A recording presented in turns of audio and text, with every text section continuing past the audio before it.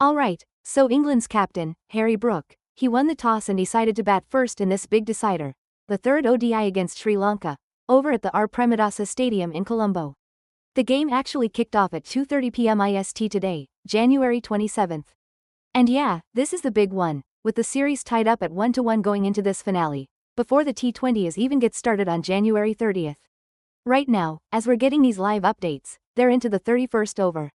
It's pretty warm out there, about 31 degrees Celsius, with 65% humidity. And hey, there's even a 50% chance of showers. Just to recap a bit, Sri Lanka actually took that first ODI on January 22nd, beating England by 19 runs after successfully defending 272. But England totally hit back in the second game on January 24th, grabbing a 5-wicket win. They chased down 220 in just 46.2 overs, with Joe Root putting up a solid 75.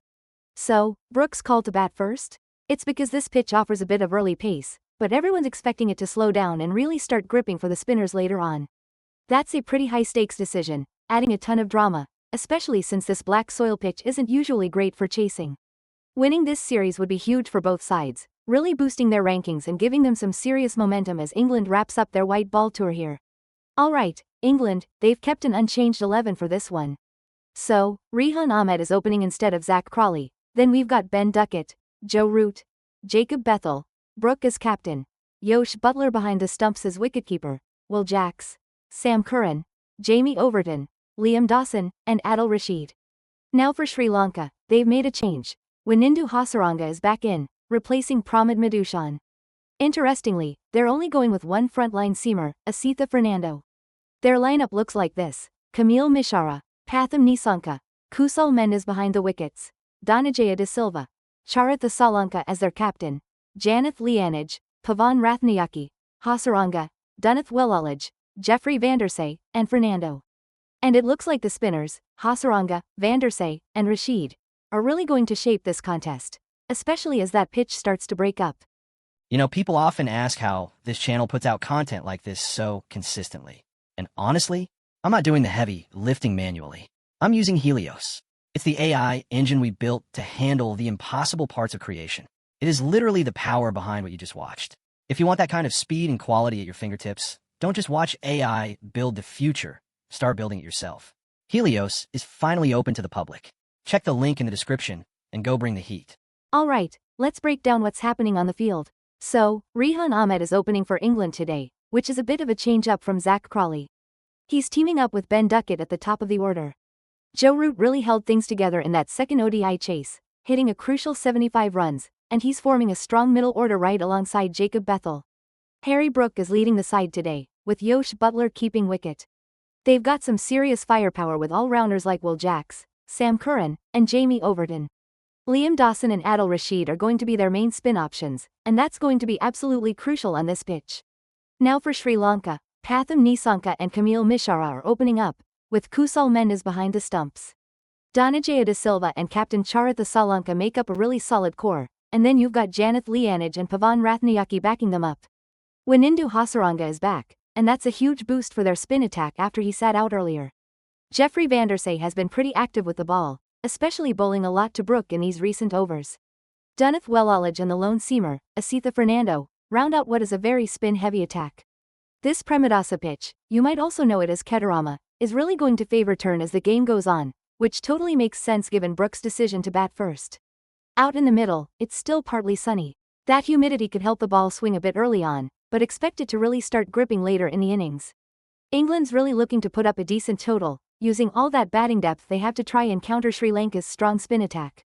Alright, let's break down this decider. Sri Lanka really dug deep to defend 272 in the first game, holding England 19 runs short. But England bounced back strong in the second, breezing through a chase of 220 and hitting their target in just 46.2 overs, all thanks to Root's cool head. Jeffrey Vandersay really impressed with some crucial overs in that first game, and he'll be looking to keep that impact going today. Adding Wanindu Hasaranga to the side is a clear move to counter England's batsmen, who are quite comfortable on these subcontinent pitches.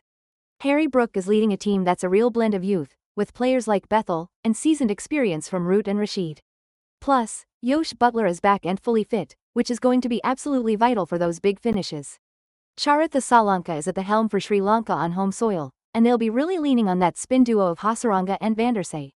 Asitha Fernando, heading up what looks like a slightly thin pace attack, will be tasked with really testing England's top order early.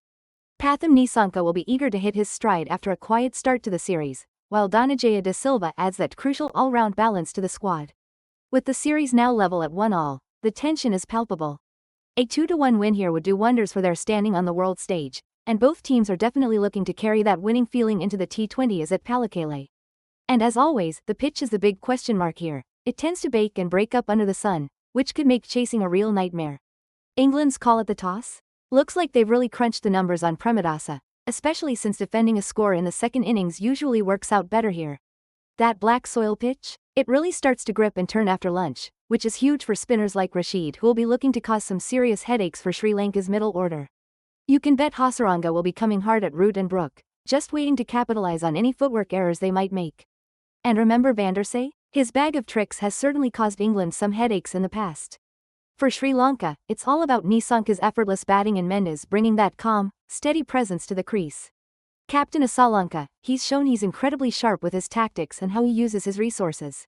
For England, expect Curran and Overton to offer some good variety with the new ball, and then you've got Jacks, who can just explode at any moment.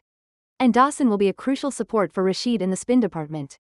The weather's looking pretty good, but keep an eye out, there's always that little risk of a shower, which could totally throw a curveball into this decider. This decider has global eyeballs, with everyone keen to see if Root can continue his consistent run, and whether Hasaranga can pull off another all-round masterclass. And remember, how this series ends will seriously impact their white ball rankings, setting them up, or down, for future tours. Both sides have shown they've got some real depth, and you know Brook's leadership is going to be seriously tested under this kind of pressure. So, England snagged the ODI series 2-1, and that's gotta give them a huge confidence boost heading into the T20s. Sri Lanka, on their home turf, mounted a strong comeback, proving just how deadly their spinners can be. The whole series really came down to some key player battles, Brook going head-to-head with Hasaranga, and Root up against Vandersay. Ahmed opening the batting also threw a real curveball into the mix. Duckett was all about making the most of any early momentum, and Buttler's finishing power and wicket-keeping were absolutely crucial in those final moments. At Premadasa, the stands were absolutely packed, even with the humid weather overhead, giving the home side a massive boost. Now, the tour schedule shifts gears, heading to Pallekele on January 30th for all the T20 fireworks. It's been all about the spinners, especially with those tracks getting slower and slower. And Brook's really sharp, proactive captaincy definitely played a huge part in how things turned out. The fact that both squads stayed pretty much the same, with Hasaranga getting that boost back in, really signals a lot of confidence from both camps. And you can bet the whole cricketing world is watching this bilateral clash very, very closely. I hope you got some value out of this video. And if you're sitting there thinking you want to build something like this yourself, you don't have to start from scratch. I built Helios to give creators an unfair advantage. It takes the heavy lifting out of the process so you can focus on the ideas. It's exactly what I use, and now it's available for you too. The link is in the description. Don't just watch the future, go build it with Helios. I'll see you in the next one.